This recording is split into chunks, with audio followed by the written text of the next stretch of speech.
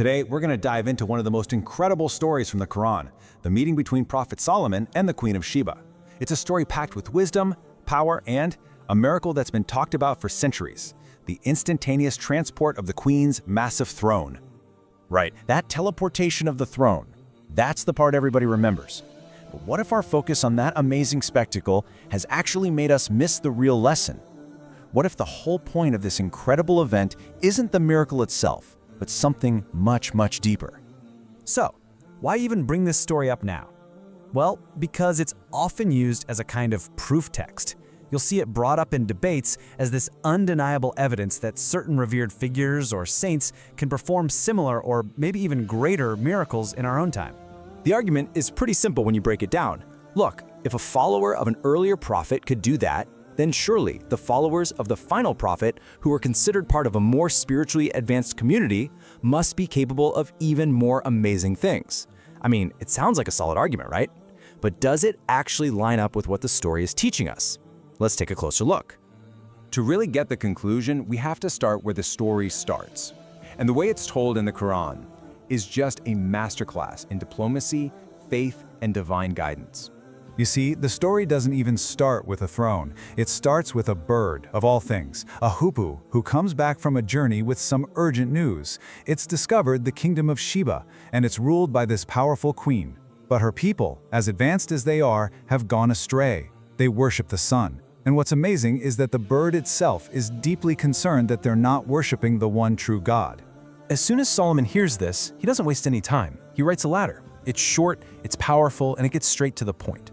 It starts with the name of God, and then it has a simple, direct command. Don't be arrogant, submit, and come to me. The message is crystal clear. Now, the queen, she's a very wise ruler. She gets this powerful message, and after talking it over with her advisors, she comes up with a really clever test. She decides to send a delegation with all these magnificent gifts. The plan is to see what Solomon is really about. Is he just another king who can be bought with wealth, or is he a true prophet of God? And well, her test worked perfectly. When her people arrive, Prophet Solomon just dismisses the gifts on the spot. He tells them, basically, that what God has given him, things like prophethood and wisdom, is infinitely better than all their gold. Then he sends them back with a very serious warning. Submit, or he will come with an army that they have absolutely no chance of resisting. The test is over, and she has her answer. So the queen decides to travel to meet Solomon and submit. And this right here is where the story takes its most famous turn. As she's on her way, Solomon decides to set a challenge for his own court.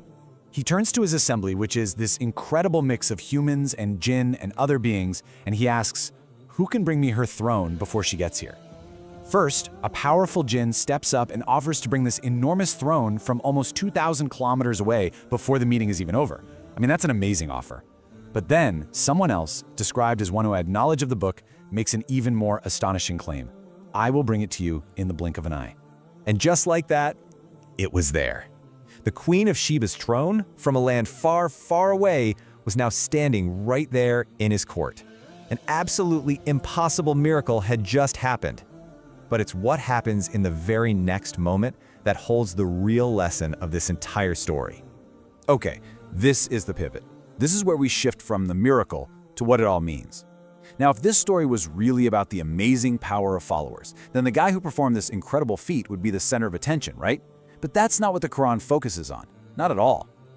Just look at Prophet Solomon's immediate reaction. He doesn't say, "Wow, you are an amazing follower."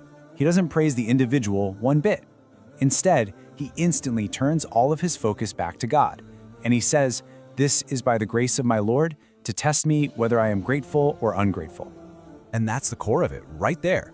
The Quran makes the miracle worker almost irrelevant. The story immediately shifts its focus to Prophet Solomon's response. He doesn't see a display of someone else's power. He sees it as a personal test from God, a test of his own humility and his own gratitude. So, trying to use this event as proof for the power of saints or holy figures today is to completely miss the point the Quran is making. The story guides us away from the who and the how of the miracle and puts us squarely on the why. It was a prophet's test of faith. And besides, this whole logic of comparing powers, it's just not consistent with what we see in other stories of the prophets. I mean, think about it for a second. The angels prostrated to Prophet Adam. That was a unique honor. Nobody else got that. Prophet Jesus was born of a virgin, and in Islamic tradition, he was raised to heaven alive and hasn't experienced death yet. These are unique, specific miracles. We don't use this logic of comparison and say, well, because Prophet Muhammad has a higher status overall, he must have also had those exact same miracles. It just doesn't work that way. Each prophet was given signs that were perfect for their time and their mission. Comparing them piece by piece is a really flawed way to look at it. And that brings us to our final and maybe the most powerful argument from Islamic tradition that really drives this lesson home.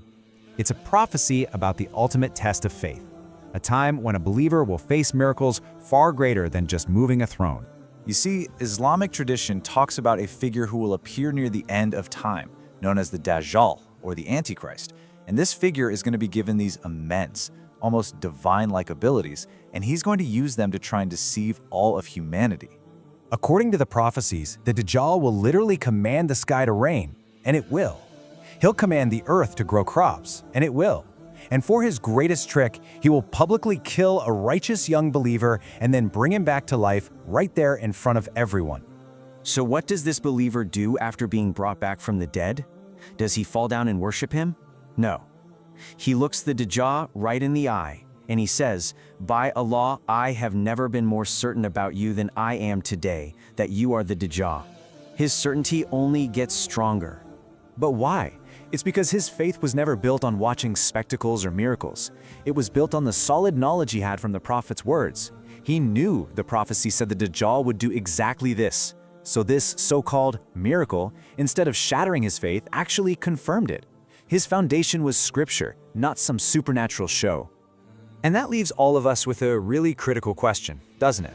If the ultimate model of faith is someone so grounded in revealed knowledge that they can literally witness a resurrection and correctly call it a deception, then what foundation should we be building our own faith on today? On captivating spectacles or on the clear, unchanging message of Scripture?